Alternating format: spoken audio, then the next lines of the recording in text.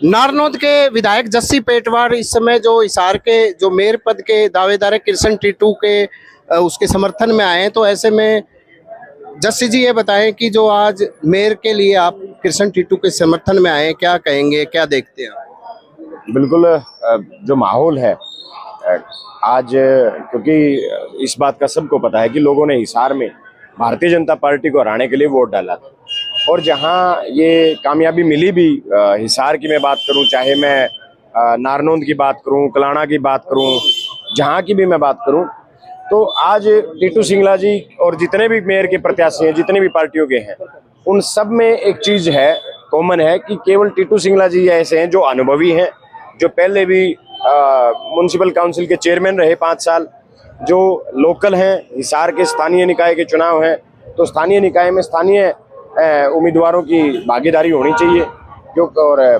टीटू सिंगला जी का अनुभव बोलता है, काम बोलता है। उन्होंने इस हिसार के लिए बहुत काम किया है, बहुत संघर्ष किया है, और अपार अनुभव उनके पास है। और हमें पूरी उम्मीद है कि हिसार की जो नगर निगम की जो जनता है, वो टीटू सिंगला जी पे अपना आशीर्वाद देने का काम करेगी। जैसे विपक्ष के लोगों का यही रहता है कि कांग्रेस पार्टी के नेता एक नहीं है, एक मंच पे नजर नहीं आते, तो क्या लगता है जो बड़े नेता है भूपेंद्र हुड्डा, कुमारी सैलजा, रणदीप सुरजेवाला, सभी एक मंच पे नजर आएंगे? नहीं, सारे एक मंच पे हैं। जहाँ ये तो उम्मीदवारों पे तय करता है कि वो किन किन को बुलाते हैं, किन किन की फैन फॉलोइंग, किन लोग किन को देखना चाहते हैं, ये उम्मीदवार को तय करता है। जहाँ मैं बात करूँ तो सारे आज भी एक हैं। हम हिसार से 3 कांग्रेस के विधायक हैं, आदरणीय हमारे लोकसभा सांसद जयप्रकाश जी आए हुए हैं, और जो जो जरूरत पड़ेगी चुनाव प्रचार के दौरान बड़े नेता आएंगे। और सारे नेता एक मंच की बजाय, नेता हमेशा जो बड़े नेता होते हैं वो अलग अलग प्रचार करते हैं। किसी दिन चौधरी भूपेंद्र सिंह हुड्डा जी आएंगे, किसी दिन दीपेंद्र हुड्डा जी आएंगे, किसी दिन तीसरे नेता को बुलाएंगे। तो प्रचार की जिम्मेवारी होती है, अलग अलग एरिया होते हैं, सबके अपने अलग अलग मुद्दे होते हैं, अलग अलग विचारधारा होती है। तो कांग्रेस पार्टी की विचारधारा, सबकी विचारधारा, एक विचारधारा के साथ सब इकट्ठे हैं। आप जैसे नारनौद में हैं, विपक्ष के विधायक है, क्या लगता है विकास कार्यों को लेकर आप कैसे सोचते हैं? अभी क्या क्या काम आप कराना चाहते हैं, क्या क्या हुए हैं, क्या? अभी तो कुछ नहीं हुआ। अभी तो क्योंकि आपको पता है कि मार्च में बजट सेशन आएगा, आचार संहिता लग गई है अब तो चुनाव की, तो बजट सेशन आएगा, उसके बाद बजट आएगा सरकार के पास, नए बजट में काम होंगे।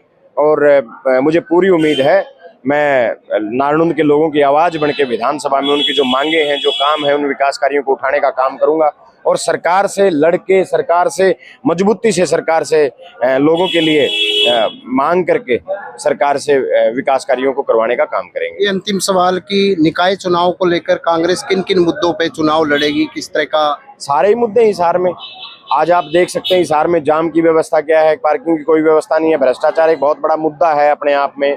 यहाँ हिसार में जगह जगह आप किसी सड़क पे चले जाइए, जाम पड़ा हुआ है, लोगों को परेशानियां हो रही हैं। यहाँ सीवरेज व्यवस्था का बुरा हाल है। आप छोटी कॉलोनियों में चले जाइए, वहाँ ना गलियों में कोई गलियां हैं, ना वहाँ सीवरेज व्यवस्था है।